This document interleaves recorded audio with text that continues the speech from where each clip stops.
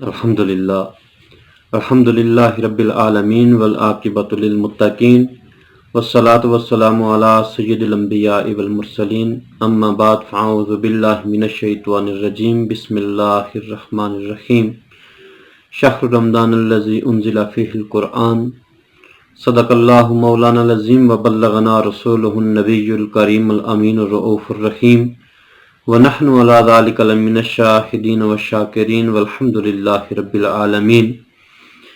بعد از حمد و صلات اللہ رب العزت سے دعا ہے رب لم یزل حق گوئی کی توفیق نصیب فرمائے اور ہم سب کو اس پر عمل پیرا ہونے کی توفیق عطا فرمائے۔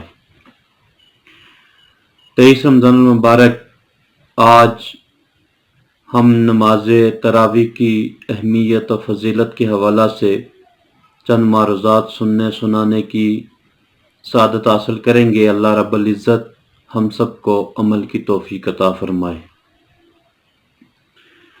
رمضان المبارک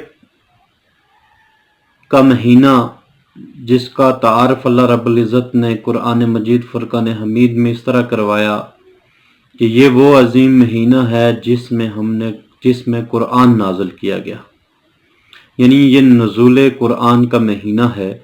یوں رمضان اور قرآن کا آپس میں ایک گہرا تعلق ہے۔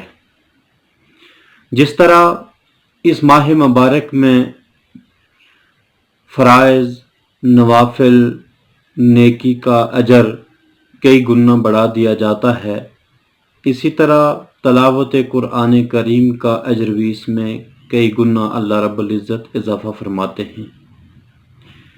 اور اس ماہ مبارک میں اللہ رب العزت کے پیارے حبیب نے ارشاد فرمایا، من قام رمضان ایمانا و احتسابا غفر له ما تقدم من ذنبہ۔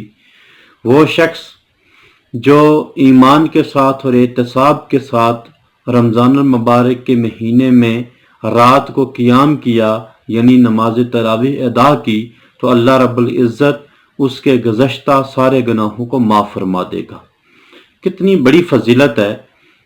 صرف 2 گھنٹے یا 1 گھنٹہ ہمارا نماز تراویح میں صرف ہوتا ہے، اور اس کے بدلے اللہ رب العزت پورے سال کے اور پوری زندگی کے صغیرہ گناہوں کو معاف فرما دیتا ہے۔ تو یہ یاد رہے کہ یہاں پر جو غفر لہ ما تقدم من ذنبہ میں ذکر ہے، تو یہ صغیرہ گناہوں کا ذکر ہے۔ کبیرہ گناہوں کے لیے توبہ کرنا ضروری ہے، وہ بغیر توبہ کے ان کی قبولیت، ان کی جو مغفرت و بخشش ہے وہ نہیں ہوتی۔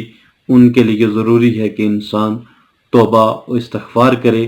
اور یہ صغیرہ گناہ ہیں، پورے سال انسان سے جو سرزد ہوتے ہیں، اللہ تعالیٰ نے، اللہ کے پیارے حبیب نے فرمایا کہ جو ایمان اور احتساب کے ساتھ رمضان المبارک میں قیام کرتا ہے، نماز تراویح ادا کرتا ہے، خشوع اور خضوع کے ساتھ اللہ کی رضا کے لیے، تو اللہ رب العزت اس کے سابقہ سارے گناہوں کو معاف فرما دیتا ہے۔ تو اس اعتبار سے ہمیں نماز تراویح میں سستی نہیں کرنی چاہیے۔ نماز تراویح جماعت کے ساتھ مسجد میں ادا کرنا یہ سنت مؤکدہ ہے، تو اس لیے کوشش یہ کرنی چاہیے کہ رمضان المبارک کا مہینہ ہمارے پاس غنیمت ہے۔ اس میں اللہ رب العزت نیکیوں کی جو ہے وہ برسات کرتا ہے، رحمتوں کی برسات کرتا ہے۔ تو ان رحمتوں کو، برکتوں کو حاصل کرنے کے لیے، ڈھیروں اجر کمانے کے لیے ہم ضرور نماز تراویح ادا کرنے کے لیے مساجد میں جائیں۔ اور تھوڑا سا وقت ہمارا صرف ہوتا ہے، یہ الگ بات ہے کہ بہت سارے احباب اس میں سستی کا مظاہرہ کرتے ہیں۔ اکثر لوگوں کو یہ کہتے سنا جاتا ہے کہ روزہ کھول کر ہمیں روزہ لگ جاتا ہے، جس کی وجہ سے ہم مسجد میں نہیں آ سکتے۔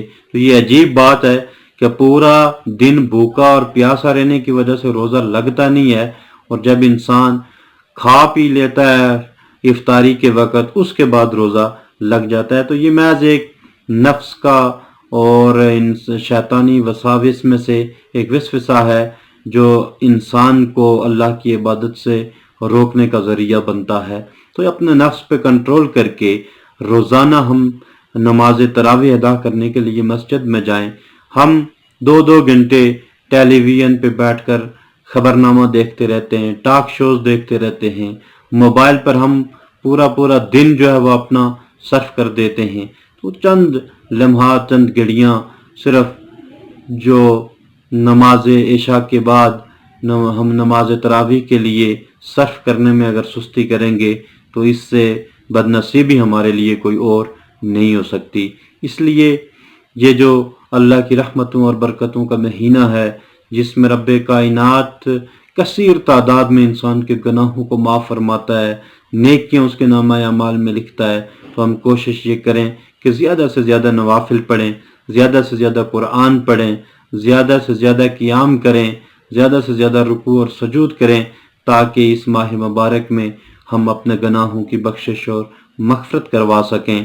اس لیے کہ اس سے پہلے ہم نے سنا کہ وہ شخص بدبخت ہے، وہ بد نصیب ہے، وہ ہرما نصیب ہے جو رمضان المبارک کا مہینہ تو پاتا ہے لیکن وہ اپنے گناہوں کی بخشش اور مغفرت نہیں کروا سکتا۔ دنیا میں اگر کہیں یہ اعلان ہو جائے کہ فلاں جگہ پر آج مال تقسیم ہو رہا ہے تو سارے لوگ وہاں پر جمع غفیر کی صورت میں اکٹھے ہو جائیں گے، لیکن جہاں اللہ کی رحمتیں برس رہی ہوں، جہاں اللہ رب العزت کا کرم، اس کا فضل، اس کا یہ عنایات وہ اللہ رب العزت تقسیم کر رہا ہو، وہاں ہم بہت کم جاتے ہیں۔ اللہ رب العزت سے دعا ہے کہ رب کائنات ہمیں باقاعدگی سے نماز تراویح ادا کرنے، قرآن سننے، قرآن پڑھنے اور تلاوت کے ساتھ اپنے قلوب و اذہان کو مزین کرنے کی توفیق عطا فرمائے۔ وما علیہ الا البلاغ المبین۔